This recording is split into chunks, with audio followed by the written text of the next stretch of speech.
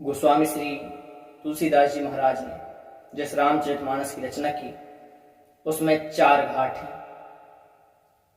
गोस्वामी श्री तुलसीदास जी महाराज जिस घाट पर बैठकर रामायण की रचना करते हैं, और गोस्वामी श्री तुलसीदास जी महाराज का जो घाट है वह है शरणागति घाट।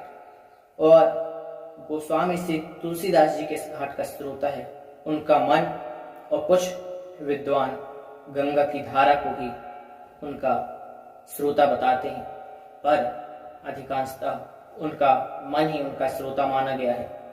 तुलसीदास जी महाराज लिखते भी हैं क्या, श्री रामचंद्र मानस की जब वंदना करते हैं, श्री रामचंद्र जी की जब श्री गोस्वामी श्री तुलसीदास जी महाराज वंदना करते हैं तो क्या लिखते हैं, श्री रामचंद्र कृपालु भज मन हरण भव भय दारुणम। श्री रामचंद्र कृपालु भज मन हरण भव भय दारुणम। क्या लिखा, श्री रामचंद्र कृपालु भज मन, अर्थात हे मन तू उन श्री रामचंद्र जी के भजन गा, उन श्री रामचंद्र जी के चरणों का राग गा जो अत्यंत कृपालु हैं तथा इस भवसागर से हमें बचाने वाले हैं। ऐसे प्रभु के गुणों को तू गा। और अंत में भी जो रामचरितमानस के छंद आता है वो स्वामी श्री तुलसीदास जी महाराज लिखते हैं, पाई न केहि गति पतित पावन राम भज सुनि सठ मना। पाई न केहि गति पतित पावन राम भज सुनि सठ मना।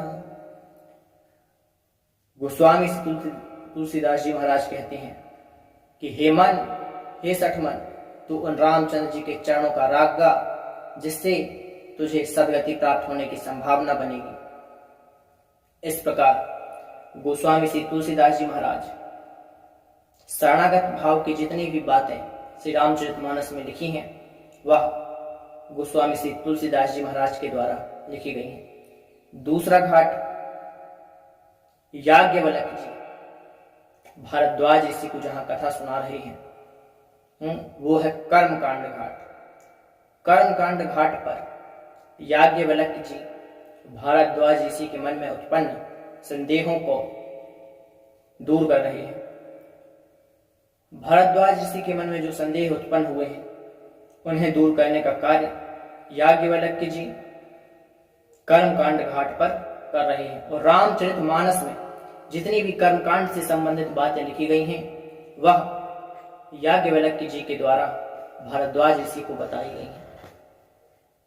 तीसरा घाट अत्यंत सुंदर है। तीसरे घाट में हमारे भूत भावन महादेव भोले बाबा माता पार्वती को कथा सुना रहे हैं। इस घाट का नाम है ज्ञान घाट।